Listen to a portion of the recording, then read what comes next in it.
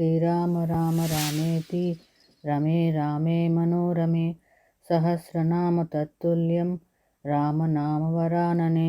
జై శ్రీరామ్, జై శ్రీరామ్, జై సీతారాం.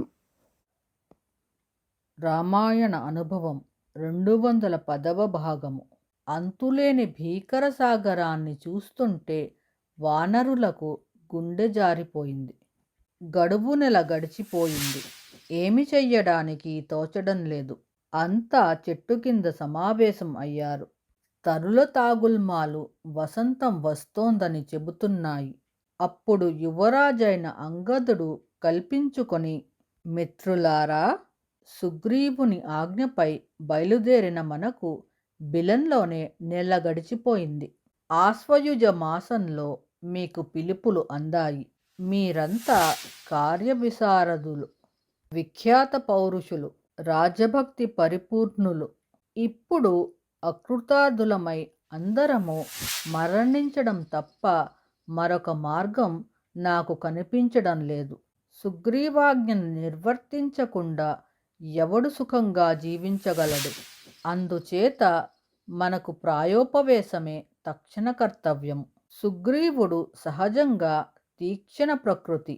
పైగా ఇప్పుడు మహారాజు మనలను క్షమిస్తాడని నేను అనుకోను. ప్రాయోపవేశం తప్పదు.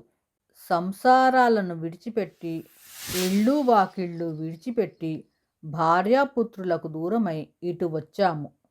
నిష్ఫలంగా వెళ్ళి మరణదండనను అనుభవించడం కన్నా ఇక్కడే చనిపోవడం మంచిది. యవ్వరాజ్యంలో నన్ను సుగ్రీవుడు అభిషేకించలేదు. రాముడు అభిషేకించాడు.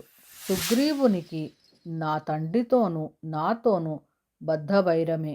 ఇప్పుడింక నన్ను అసలు క్షమించడు. సంహరించి తీరుతాడు. కిష్కింధకు వెళ్ళి స్నేహితులు చూస్తుండగా నేను మరణదండనను పొంది వారందరికీ దుఃఖము పంచే కంటే ఇక్కడే సముద్ర జలాలలో కలిసిపోవడం మంచిది.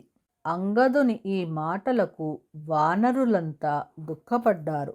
నిజమే, సుగ్రీవుడు తీవ్ర ప్రకృతి. రాఘవ ప్రీతి కోసం మన అందరినీ సంహరిస్తాడు. అపరాధం చేసి స్వామి సన్నిధికి వెళ్ళడం సముచితం కాదు. సీతను అన్వేషించి కనుగొందాం, లేదా యమలోకానికి పోవడం తథ్యం అనుకున్నారు. అంగదుని వాక్కులను హనుమంతుడు శ్రద్ధగా ఆలకించాడు. తారాది వానర వీరుల స్పందనలు గమనించాడు. కిష్కింధ సామ్రాజ్యాన్ని అంగదుడు అపహరించినట్టే భావించాడు.